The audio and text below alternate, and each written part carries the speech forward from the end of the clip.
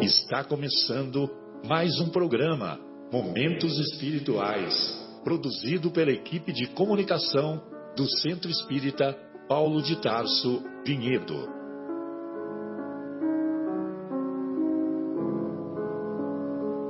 Se guardas contigo o estigma do sofrimento, indagando pela solução dos velhos problemas do ser e da dor, se percebes a nuvem que prenuncia a tormenta e o vórtice traiçoeiro das ondas em que navegas, vem conosco, estudemos a rota de nossa multimilenar romagem no tempo, para sentirmos o calor da flama de nosso próprio espírito, a palpitar, imorredouro na eternidade, e acendendo o lume da esperança, perseveremos juntos em exaltação de alegria que Deus, o Pai de infinita bondade, nos traçou a divina destinação para além das estrelas.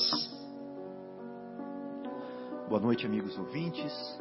É com muita alegria que nós estamos começando mais um programa Momentos Espirituais, ao vivo, aqui da Rádio Capela FM 105,9, a Voz de Vinhedo.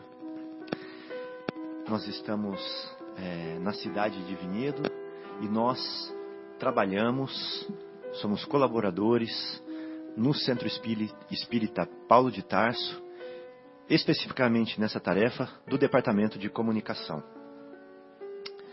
Hoje nós vamos estudar o capítulo 3 do Evangelho segundo o Espiritismo, que se chama Há muitas moradas na casa de meu Pai. Nós estudaremos especificamente os itens 1, 2, 6, 7 e 19, que se intitulam Destino da Terra e Causas das Misérias. E como sempre, nós começamos com a fala do Cristo, que serve como roteiro e como farol, né, nos nossos pensamentos, nas nossas reflexões. Ele dizia assim: não se turbe o vosso coração, credes em Deus, crede também em mim. Há muitas moradas na casa de meu Pai. Se assim não fosse, eu já vô-lo teria dito, pois me vou para vos preparar o lugar. Depois que me tenha ido e que vos houver preparado o lugar, voltarei e vos retirarei para mim, a fim de que, onde eu estiver, também vós aí estejais. Isso está em João, capítulo 14, versículos de 1 a 3. Então, basicamente, nós vamos falar hoje desse versículo, especificamente, aonde ele fala que há muitas moradas na casa de meu Pai. E mais que isso, ele não fica nessa morada aqui. Ele vai para preparar o lugar. E depois que ele tenha ido e nos preparar o lugar, ele volta para nos retirar para ele. É super, ultra, hiper enigmático isso que Jesus fala, não é? Super, hiper, ultra enigmático. A fim de que onde eu estiver, também vós aí estejais. Então olha só, qual que é o objetivo final? Vamos desembolar esse meio aqui. Qual que é o objetivo final? É que nós estejamos junto com Jesus. Porque ele termina assim, ó. A fim de que onde eu estiver, também vós aí estejais. Esse é o fim. Tudo que ele fala aqui no meio é para chegar nisso. Ou seja, o nosso fim é estarmos com Jesus no final das contas. E ele vai preparar o terreno para isso, né? Em outras moradas, não nessa. Não nessa. Mas nós vamos estar aonde ele estiver. E a pergunta que fica é a seguinte: como estar do lado do sol da imortalidade? Como estar do lado da perfeição? Como estar do lado do amor, comunhão com Deus, com todas as nossas imperfeições? Vamos recapitular todas as pessoas que a gente conhece que já morreram. Elas foram para o céu, foram para o inferno, para onde que elas foram? Como eram essas pessoas em termos de... em comparação com o Cristo? Né?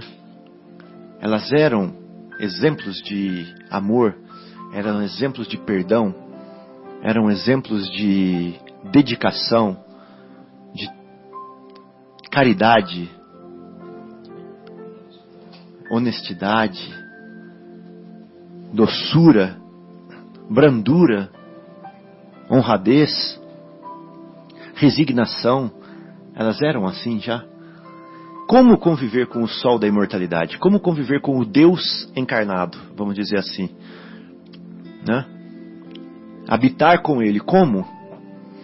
Então, a nossa morada tem que ser preparada. Do jeito que ela está, não dá. Esse sol da imortalidade, esse Deus em pessoa, Ele não pode habitar conosco nessa casa desorganizada. Né? Pode falar, Marcos. O contrário até ocorre, né? Jesus, para encarnar aqui nesse planeta, ele teve que se preparar. Então, ele muito evoluído, um espírito altamente evoluído. Então, para encarnar em um planeta em desenvolvimento de provas e expiações, ele teve que se preparar. Isso é possível, mas o contrário não. Nós também temos que nos preparar, né, para alçar chegar nesse ponto do Cristo, evidente, mas a casa lá tem que ser preparada para que nos receber também. Que não é possível ir em uma vivência apenas conseguir chegar nesse grau de evolução moral, né? É muito, por isso que ele está preparando essa morada para nos receber. Quiçá quando, né? Não sei, muito lá no futuro. Então, vamos pensar mais um pouquinho aqui. Então, olha só. Será que ele está falando de que morada?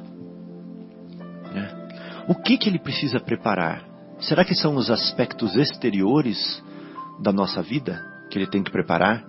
Será que ele tem que preparar um chão para a gente pisar? Uma paisagem para a gente ver? Será que ele tem que preparar uma comida para a gente comer? Será que ele tem que preparar um livro para a gente ler? Que tipo de coisas nessa morada que tem que ser preparado? Né? De que morada ele está falando? Fabinho, eu acho que assim, uma coisa que sempre, dentro dessa linha que você está puxando aí, sempre deixou assim, muito inculcado.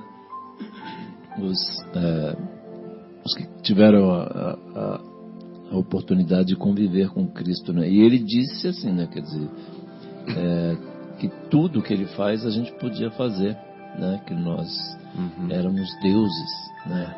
Também, igual você fala, achei linda a sua imagem que você colocou aí de o Deus encarnado, que a gente estava falando daquela questão lá que o pessoal chama Jesus de Deus, né? Na realidade, mas essa imagem de Deus encarnado é legal. Então, assim, e aí é uma questão de... Tem a parte da preparação lá, da casa lá, e a preparação dos moradores, né?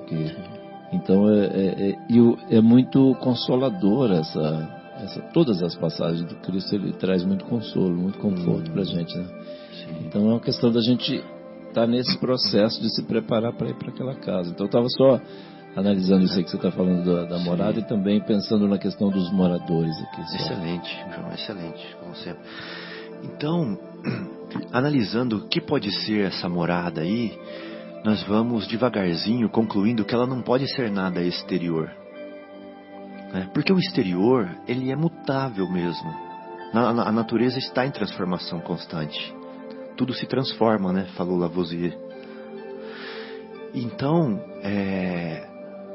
o que a gente aonde a gente mora mesmo é no nosso âmago, no nosso íntimo, como nós somos. Essa é a nossa verdadeira morada. Isso a gente leva onde a gente está. Então essa é a nossa morada. Porque se fosse uma morada física, eu saio daqui, vou para ali, já não estou mais nela. Mas a nossa morada é o nosso estado de espírito, é o nosso coração. Ele não fala em outra passagem que a boca fala o que o coração está cheio? Ele poderia ter dito também que a mão faz o que o coração está cheio, que o pé faz o que o coração está cheio, não é? Ou seja, as nossas ações, as nossas atitudes são movidas pelo nosso coração. O coração é o motor, né? O coração é o motor de tudo, é ali que é o dínamo, ali que é o gerador, e o resto é manifestação da força que sai do coração. Não é verdade? Então é ali que é a verdadeira morada. E é ali que Jesus queria trabalhar. É ali que precisa ser trabalhado. A morada do ser humano é o âmago dele. Então o André Luiz, ele é muito feliz quando ele faz as comparações e ele fala assim: aonde você mora? Onde você mora? Se eu começar a perguntar para você, Marcos, aonde você mora? Você vai falar assim: moro em tal cidade. Aí eu vou perguntar assim: onde você mora? De novo. Aí você fala assim: na rua tal, número tal. Aonde você mora? Aí você vai falar assim: eu moro mais no quarto, no meu quartinho lá, ou no meu escritorinho e tal. Mas aonde você mora? Eu moro ali naquela cadeira o tempo inteiro, pensando junto com os meus problemas. Onde você mora? Aí você vai falando: eu moro junto com as minhas dores, ou eu moro muito com a minha esperança, ou eu moro com a minha alegria. Onde você mora? Você vai se interiorizando cada vez mais, né? E aí o André Luiz faz a seguinte pergunta: você mora, Marcos, num cárcere aflitivo de inconformação? É um cárcere, né? Você, João, mora numa choça solitária do egoísmo? Né? Então você vê que a pessoa que está emaranhada no egoísmo, né?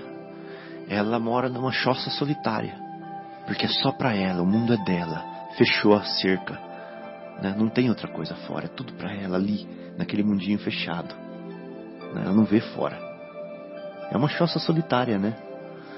Aí ele fala assim: o Guilherme mora numa mansão decadente do orgulho, né? Por que mansão? Né? Por que decadente? Porque o orgulho, quando a gente acha que a gente é o melhor, né, quando a gente se tem certeza, como diz o Marcelo,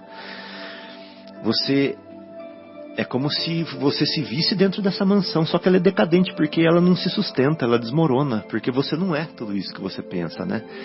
Diante da natureza você é um nada, diante de Deus, diante de um anjo, diante de um espírito superior, você é uma criança espiritual ainda, né?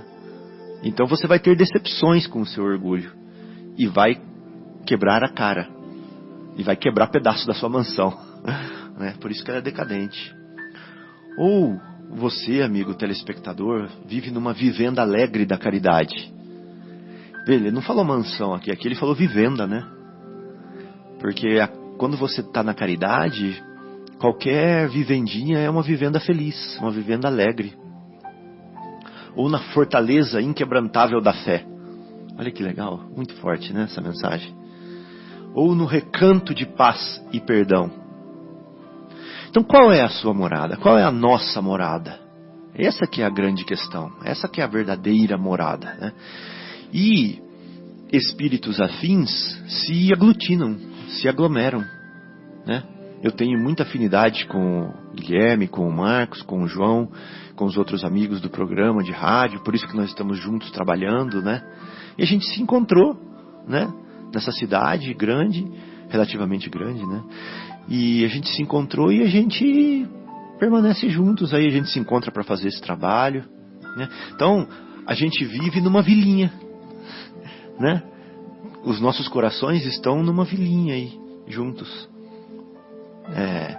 Então é muito legal isso. E aí, dentro de um planeta, por exemplo, pode-se dizer que se reúnem espíritos, ou almas, ou jornadeiros, ou peregrinos peregrinos afins, né? Que estão mais ou menos na mesma situação, que têm as mesmas paixões, que têm os mesmos desejos, os mesmos sonhos, as mesmas frustrações, as mesmas dificuldades, as mesmas ilusões, as mesmas esperanças. Se reúnem numa esfera com o mesmo grau de aprendizado, com o mesmo grau de necessidades, de provas, de testes, de lições, para viver experiências. E quando esse local é um local onde predominam, né, as lições que vão amolecer o nosso coração, né, que nós chamamos de expiações, ou seja, são lições para descristalizar o que está endurecido em nossos corações, né? Aí é um mundo de expiações, é uma morada de expiações. Então, se nós somos espíritos que estamos nessas condições, que precisamos ainda de experiências dolorosas para abrandar, né, as pedras do nosso coração, para nos ensinar coisas que nós insistimos em não aprender, então nós dizemos que esse é um mundo que ainda há muito sofrimento, né? Onde é necessário expiar uma situação para aprender com ela, para não fazer mais dela para os outros, para não causar mais dor aos outros, né? E obviamente que esse mundo não é o mundo íntimo de Jesus, né? Não é o mundo íntimo de Jesus. Então os espíritos que se aglutinam, que se afinizam nessa esfera, nesse tipo de necessidade, não é um espírito que está em comunhão com o Cristo ainda. Eles podem estar buscando e aprendendo com o Cristo, mas o Cristo, como irmão mais velho, precisa preparar esse terreno, precisa preparar esses corações, precisa lançar sementes, precisa arar a terra, precisa adubar, precisa cuidar, precisa cultivar, para que se floresça esse campo, para que se abrande essa terra, para que se frutifiquem as sementes, para que cresçam e frutifiquem as sementes. Aí sim, essa morada vai ser uma morada condizente com a do Cristo. E aí o Cristo habita nessa morada, porque é uma morada igual, né, à morada íntima dele. E os espíritos que aí habitam, habitam com o Cristo. Então é mais ou menos esse sentido que tem essa primeira frase, né? Há muitas moradas na casa de meu Pai. Então a gente pode imaginar que há muitas situações, aglutinações diferentes de espíritos em níveis diferentes. Muitas moradas. Há muitas. Eu já vos teria dito se fosse diferente. Mas eu vou para vos preparar o lugar. Eu vou preparar essa morada aí. Quantas lições, João? Quantas lições, Marcos? Quantas lições, Guilherme, nós estamos vivendo nas nossas vidas? Perdas de entes queridos, né, João? Quantas lições? Dificuldades financeiras, irritações. São muitas as dificuldades que nós vivemos, né? A gente olha para uma pessoa às vezes rica, que tem um sucesso na profissão, e pensa que ela não tem dificuldades. Contrariedades, doenças, né? Do corpo e da alma, né? Sim. Morais, né, Fabinho? Todos estímulos para a nossa melhoria, né? Para a escola da vida, para o mundo escola. Então Jesus falou assim: pois eu vou para vos preparar o lugar. E até hoje o divino cultivador está cultivando o que ele plantou. Eu adoro aquela música O Homem, do Roberto Carlos, que ele fala: um certo dia um homem esteve aqui. Vocês lembram dela? E tinha o olhar mais belo que...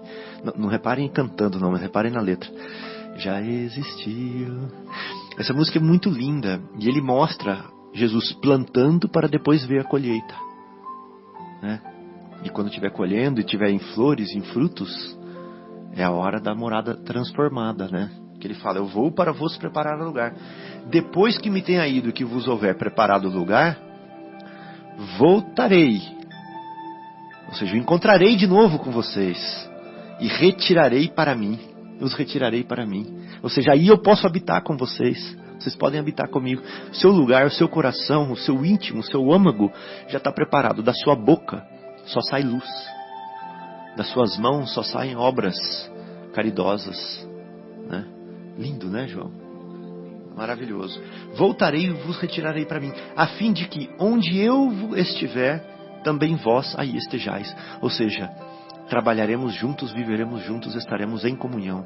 Eu serei vocês, vocês serão a mim, estaremos juntos. É lindo demais essa passagem, quando a gente entra profundamente nela. Então cada um constrói a morada interior compatível com os próprios sentimentos. Cada um constrói a morada interior compatível com os próprios sentimentos. Aí eu coloquei uma frase aqui assim, ó: a percepção do aspecto, as sensações e as limitações mudam de acordo com a morada interior. Vou dar um exemplo disso. Você chega num local onde as pessoas estão fazendo comentários pessimistas. É a história do copo metade cheio e metade vazio, né? A pessoa que tem aquela percepção elevada, ela vai ver o copo metade cheio. E a pessoa que tem a percepção viciosa vai ver o copo metade vazio. Então o jeito que o seu coração muda a sua percepção da realidade. Olha o que eu li aqui, ó. A percepção do aspecto, as sensações e as limitações mudam de acordo com a morada interior. Então eu estava caminhando com um colega uma vez, que ele viu uma pétala uma folha de uma árvore cair. Eu já falei isso em outros programas aqui. Ele falou: olha que lindo, Fábio, aquela folha da árvore caindo. Aí eu falei: nossa, eu nem estava vendo isso. Aí a hora que ela caía, ela girava no ar e ela refletia a luz do sol. Entendeu? Então ela foi caindo e refletindo a luz do sol assim. Uma hora você via ela bem verde, outra hora você via ela prata. E foi virando assim. E a brisa foi levando. Ele falou: olha que linda aquela folha caindo. Aí eu falei: puxa. Então eu vou ler de novo aqui, ó. A percepção do aspecto, as sensações e as limitações mudam de acordo com a morada interior. Você está percebendo? Então eu posso morar num local com aspecto para muito sombrio, mas eu vou fazer desse local ao meu redor um local maravilhoso. Entendeu? Porque eu exalo essa maravilha. É lindo isso, né? Então, se os amigos... Um exemplo que eu acho assim bem legal por exemplo, dependendo de como a gente se sente, né? Por exemplo, a gente chegar um dia chuvoso, né? Por exemplo, assim, dependendo de como nós estejamos lá dentro do coração, você fala assim: nossa, olha que maravilha, graças a Deus está chovendo. Aí dependendo se você está mal, né? Fala: nossa, que baixo astral, essa chuva, não sei, tudo nublado, tudo, né? E de repente é só uma questão de ponto de vista, vamos dizer assim, de estado de espírito. Por isso que existe essa, né, até essa expressão, né, de estado de espírito. Como está o seu espírito naquele momento, né? Eu tenho um exemplo, João, para falar isso que você está falando, que eu vi um desenho. Era um dia chuvoso, tinha um casal de velhinhos sentado na sala de casa, com a porta aberta, vendo a chuva lá fora, e os dois amuadinhos assim no sofá, olhando de costas. E eram dois desenhos, né? Eles estavam olhando de costas assim, um amuadinho com o outro. Dá a impressão que eles estavam tristes. Mas aí quando o desenho era dele para eles de lado, eles estavam um rindo pro outro, com uma cordinha na mão, que ia da mão deles, passava no batente da porta e descia com uma cartolina pendurada com um sol pintado de amarelo. Então eles estavam descendo o solzinho assim, e um rindo pro outro. Entendeu? O estado de espírito deles. Ou seja, eles estavam fazendo um momento alegre, contente daquela situação, descendo um solzinho assim, olhando pro outro e rindo por uma polia assim, descendo na cordinha. Quem não teve assim, nós já passamos, cada um de nós aqui, né? Eu digo assim, por exemplo, já teve situações em que eu olhava assim para a chuva, e às vezes, né, eu não estava bem, aí achava aquela paisagem, aquela situação assim triste, né? E eu já estou dizendo de uma coisa que eu sentia, né? E como é legal você estar perto de uma pessoa, ou sozinho, ou junto com alguém querido, né? Ficar vendo a chuva pela janela, que coisa maravilhosa que é também, né? É a mesma situação. E aí o que muda mesmo? Muda a nossa morada interior. Se está com a luz acesa, a luz apagada, se a faxina se foi feita ou não, como é que está, né, Fabinho? Com certeza. Então é tudo meio relativo, assim, né? Vai depender da gente. É mesmo. E, viu, Fabinho, até fazendo um comentário do que você estava falando a respeito das micro-moradas, né? Que somos. Cada um vive na sua morada, nessa micro-morada. Mas quando falamos de planeta, estamos todos, parece que no mesmo, um ou outro, evidente que está um pouco mais desenvolvido, outro um pouco menos desenvolvido, mas a média do planeta, quer dizer, são a morada desse planeta, são bilhões de espíritos que vivem aqui, né? Que vivem numa frequência, né? Alguns, como você falou, um pouco mais adiantados, outros não. Aí eu fico imaginando um espírito bilenar, né? Que é Jesus, governador, não só planetário, mas ele é de alguns planetas do sistema solar, né? Que eu já ouvi isso a respeito, que ele governa também, né? A grandiosidade de um espírito desse e a benevolência que ele tem a ponto de entrar neste mundo, né? De chegar a ir neste mundo que para ele é um mundo ainda atrasado no sentido de na questão moral, o esforço que ele teve que fazer para chegar nesse grau, né? Para que o interior dele chegasse ao ponto de ocupar, de habitar esse planeta, né? Que se fosse ao contrário, se a luz dele resplandecesse como ele verdadeiramente é, né? Acho que ele não caberia no planeta, né? Tão grandioso que é um espírito dessa envergadura. Já visto o episódio da transfiguração, né? Sim, da transfiguração, a aparição para o Paulo, né? A qual ele em espírito simplesmente aparece, a luz era tão forte que cegou, né? Então você vê a envergadura, o que é, né? Então eu creio, né? Depois nós vamos ver até o destino da Terra e a causa das misérias que acontecem nesse planeta. Então a média dos espíritos que ocupam esse planeta são espíritos, como você citou belamente, Fábio, espíritos que estão em evolução, estão num degrau ainda abaixo, né? Abaixo da média evolutiva, eu creio, né? Nós estamos provas e expiações, então todos que estão aqui estão em provas e expiações, né? Um ou outro missionário enviado por Jesus, evidente, em missão de desenvolver o planeta, evidente que está acima, né? Um grau acima, mas a média do planeta toda, né? Estamos em desenvolvimento. E há outras moradas, com certeza, com um interior muito mais avançado, ocuparão esferas muito mais desenvolvidas, esferas muito mais felizes e avançadas, né? Que o interior dos nossos espíritos, nosso interior, faz a nossa morada, com certeza, Fábio, isso aí. Bom, então tem essa passagem aqui muito bonita também, muito linda, né? Do Vivendo o Evangelho, volume 1 do André Luiz, a lição número 28, né? Deus e a Terra. O André Luiz diz assim: a Terra ainda é palco do ódio, mas Deus acena com o amor. Olha que lindo, né? Esse André Luiz é muito impressionante. Eu não canso de ficar assim. Só essa frase aí dá para meditar muito. Nossa. Ela é palco do ódio ainda, é verdade. É verdade. Mas acena com o amor. Você vê, o próprio Jesus veio aqui. Imagina se não acena com amor, com tantos exemplos, com tantas personalidades. Sabe o que eu estava pensando também, na hora que o Marcos estava comentando assim, né?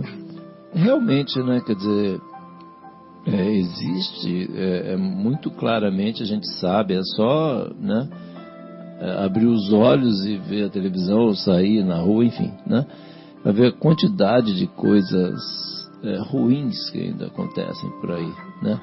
Ou é só a gente olhar para dentro de nós e ver os nossos, o que sai pela nossa boca, o que passa pelo nosso pensamento, né?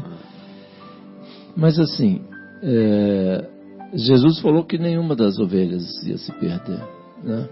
E assim, a gente tomando essa decisão, tomando aquela decisão política, né, Guilherme, de realmente escolher o time. Ó, eu ainda não estou conseguindo ser um bom espírito, uma boa pessoa, mas eu já decidi qual time eu quero fazer parte. Isso é fundamental, né? A gente tomar a decisão, não, eu quero continuar lá naquele homem velho, né? Não quero saber de progredir, ou eu quero deixar de lado essa casca grossa e passar a provar, testar essas palavras de Jesus, mudando o nosso coração, mudando o meu coração, né? Aquela história de mudar o mundo, né? Mudar o mundo mudando o meu coração. Aquela questão da chuva que a gente estava comentando agora há pouco, né? Que a própria chuva, a mesma chuva, exatamente a mesma, dependendo de como está o nosso coração, é boa ou ruim. Quer dizer, tem um sabor doce ou amargo para a gente, né? É verdade. Mas é isso mesmo, dá para a gente meditar aqui o dia inteiro, aqui, até amanhã cedo. E então, aí ele está dizendo sobre Deus e a terra, né? Então ele começa: a terra ainda é palco do ódio, mas Deus acena com o amor. É clima do desespero, mas Deus esparze o alívio. Olha só, tem muito desespero, mas Deus traz um monte de alívio. A gente tem um monte de exemplos, né? Fala a verdade, todos nós. Nós mesmos já recebemos aí muito alívio. Alívio nos momentos de desespero. Sem sombra de dúvida. É sementeira do egoísmo, mas Deus convida à caridade. Olha que coisa, que sublime, né? Convite tem bastante. Nossa, né? Quantas oportunidades a gente tem, né, de ver, a hora que quando a gente reflete, por que eu fiz aquela besteira? Pronto, beleza, muda a sua atitude na próxima ação, né? Por que eu agi mal no trânsito, aquela história do trânsito, né, Guilherme? O que é agir mal no trânsito? Pronto, muda para a próxima, né, Fabinho? Você que fala daquela questão lá. É abrigo do sofrimento, mas Deus oferta o consolo. Nossa, que lindo, né? É paisagem da discórdia, mas Deus providencia a paz. Olha que lindo também isso daí. Quanto a gente precisa de paz. É muralha. Moradia. Muralha. Muralha. É muralha do orgulho, mas Deus chama a humildade. A gente acabou de ver aqui, né? Mansão decadente do orgulho. Pois chamando para humildade. Exatamente, é uma mansão, mas é decadente. É decadente.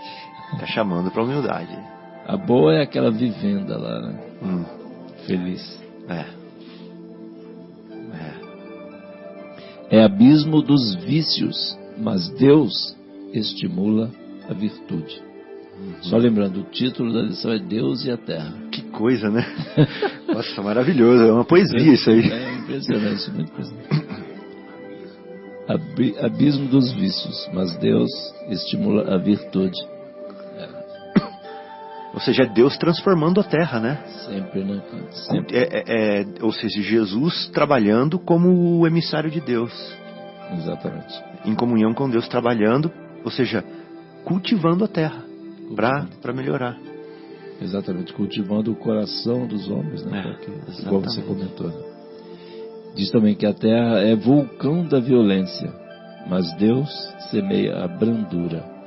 E quanto é maravilhoso, né, quando a gente consegue ser brando, né? A gente ganha tanto, né, cara? Mas assim, aquele nosso instinto ainda, né, animalesco, aquele animal que tem lá por dentro, aquele bicho ruim, de vez em quando sai aquelas coisas, fala, nossa, eu ainda estou assim, eu ainda faço isso, eu ainda sinto isso, eu ainda falo isso. age dessa forma. Ele diz também assim: a terra é território da aflição, mas Deus espalha a esperança. Olha que maravilha. Esperança é tudo que a gente precisa. Vai contra a aflição, né? Exatamente, para a gente sair dessas aflições que nos matam devagarzinho. A terra é leito das enfermidades, mas Deus estende o remédio. Nossa, de novo o André Luiz dando um show de bola. E a terra é também morada do infortúnio, mas Deus inspira a fraternidade. Que maravilha, né? Quer dizer, a gente tem que ficar preocupado e realmente tentar buscar ser fraterno, porque a gente nunca sabe quando nós estaremos precisando. Exatamente, a vida vira, o mundo gira, né? É aquela roda gigante, né? Uma hora você está lá embaixo, outra hora lá em cima. E também a terra é cenário da miséria, mas Deus favorece com o trabalho. Nossa, é só trabalhar. Fechar com essa. Só para fechar, né? E ele conclui assim: é verdade que a terra ainda é o vale de dor e lágrimas, a serviço da evolução espiritual. Mas foi nela que um dia nasceu Jesus para revelar o amor de Deus. Nossa, olha, né? Agora deu até um nó na garganta. Dá até um nó na garganta mesmo. Porque assim, todas essas coisas que ele disse aqui, a terra é tudo isso mesmo, né? É desespero, egoísmo, sofrimento, discórdia, orgulho, vícios, violência, aflição, enfermidades, infortúnio, miséria. Porém, Deus mandou Jesus até nós aqui. Ele nasceu entre nós. Olha que coisa, né? Igual o Marcos descreveu ali, né? Ele teve que ficar um tempão se preparando para poder, né, vamos dizer, mudar o padrão vibratório dele, para ele poder reencarnar entre nós. E apesar de todo esse sofrimento, toda essa inferioridade que nós trazemos ainda em nós, né, Jesus veio e nasceu entre nós. Olha que coisa. Você pode ler de novo essa frase? A conclusão, né? Então, a conclusão do nosso querido André Luiz, ele diz assim: é verdade que a terra ainda é o vale de dor e lágrimas, a serviço da evolução espiritual. Mas, isso, é o vale de dor e lágrimas a serviço da evolução espiritual. Mas foi nela que um dia nasceu Jesus para revelar o amor de Deus. Nossa, revelar o amor de Deus. Revelar o amor de Deus. Ou seja, revelar é o quê?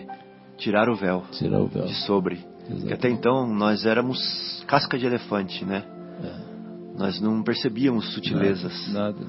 E vem Jesus e muda tudo. Fala, não vem destruir a lei, mas vem dar complemento a ela. É verdade. Nós podemos ver que esse planeta, ele mudou depois de Jesus. Ele, tanto que, hoje até reconhece-se, né? Antes e depois de Cristo. E o planeta vem mudando para melhor, né? Uma mudança bem gradativa com o passar dos anos, né? As pessoas não são tão brutas como antigamente, não se mata assim tão gratuitamente. Ainda acontece, mas antes era... É mais isolado do que antes. Mais isolados, né? Antes era... Entravam em aldeias, corriqueiro. Eles iam matando crianças, mulheres, e quem encontrasse pela frente, pondo fogo nas casas, enfim, para dominar ou para conquistar. As conquistas eram assim, né? Sim. Hoje as conquistas são mais econômicas, né? Do que pegar em armas e matar pessoas, né? Então, a gente ouve essa... Em alguns casos ainda tem, né? Como guerras do Iraque, etc e tal. Sim. Mas antes isso era praxe. Hoje normal. Não é mais. Hoje é uma exceção, né? Uma exceção num planeta que ainda de provas e expiações, mas melhorou. Melhorou porque o Mestre esteve aqui. Se ele não estivesse aqui, se ele não ensinasse, ele não nos passasse essa mensagem de amor, de caridade, de amor ao próximo, de perdão, né? O planeta com certeza estaria muito mais atrasado. Olho por olho, dente por dente, ainda. Nessa coisa da lei de Moisés. né, que ainda é praticada isoladamente, né? Isoladamente também. É. Mas você vê o avanço que teve, 2.000 anos, que para uma história de um planeta que não é nada, 2.000 anos, né, perto de 4,5 bilhões de anos que ele foi criado, né, que surgiu. 2.000 anos não é nada para a história do planeta e ele já mudou muita coisa. Nesses míseros 2.000 anos, né, que Jesus esteve aqui. Então isso nos dá uma esperança realmente. Sim. Que como será o planeta daqui a mais 2.000 anos? Que não é nada para um planeta, continua sendo um nada. Né? Oxalá, né? Que também é uma outra forma de dizer adeus, né? Queira Deus que, evidente, estará muito melhor do que está hoje. Sim. Esperamos, né? Se continuarmos nessa forma. Né? Aos pouquinhos, reconhecendo Jesus como nosso guia, como nosso mestre nesse caso, né? Eu acho que estamos no caminho. Né? Estamos no caminho. E a evolução, se a gente for pensar, vamos pensar numa garrafa vazia. E nessa garrafa tem uma bactériazinha microscópica. E ela se duplica a cada 1 minuto. Então no primeiro minuto a garrafa vai estar vazia, mas já tem 2 bactériazinhas. Mais 1 minuto a garrafa vai parecer vazia, mas já tem 4. Mas faltando 1 minuto para ela encher, aí ela ainda está pela metade. Parece quase vazia. E de 1 minuto ela enche, porque dobrou. Então a evolução acontece de uma forma assim também. Quando a maioria vai fazendo uma coisa, aquilo ganha um volume, né? E a mudança é inevitável, imparável, se existir essa palavra. Né? Vocês já viram um vídeo de uma flor desabrochando que é acelerado? O brotinho nasce, vai crescendo, e tem uma velocidade lenta. De repente, acontece isso que o Guilherme falou. Explode, ela abre de uma vez só. É verdade. Sabe, assim, uma coisa que eu estava comentando esses dias aí, sobre o quanto a gente presenciou, né? É uma explosão de tecnologia no mundo, né? De progresso, vamos dizer, científico, né? E foi muito assim, né? A própria, vamos dizer, a tecnologia, né, computacional, eu não me lembro como é que tem a regra aí que ela vai duplicando, eu não me lembro como é que é, né? Exponencial, né? Mas assim, bem foi muito linda essa sua imagem aí, Guilherme, muito legal, porque realmente a gente não tem vivido isso daí. Eu me lembro, esses dias, várias vezes me veio esse assunto assim na mente, conversei com alguns amigos, a quantidade de coisas que a gente viveu, desde que, por exemplo, eu estava na faculdade, por exemplo, em 30 anos, o que aconteceu nesses últimos 30 anos é muito impressionante, né, gente? É muito impressionante. Eu vivi, assim, eu trabalhei, né, numa empresa, né, na Vilares, tal, no interior de São Paulo. O departamento de engenharia tinha um computador. Olha que loucura! Tinha um computador no departamento de engenharia de locomotiva, um negócio assim enorme. Tinha um. E assim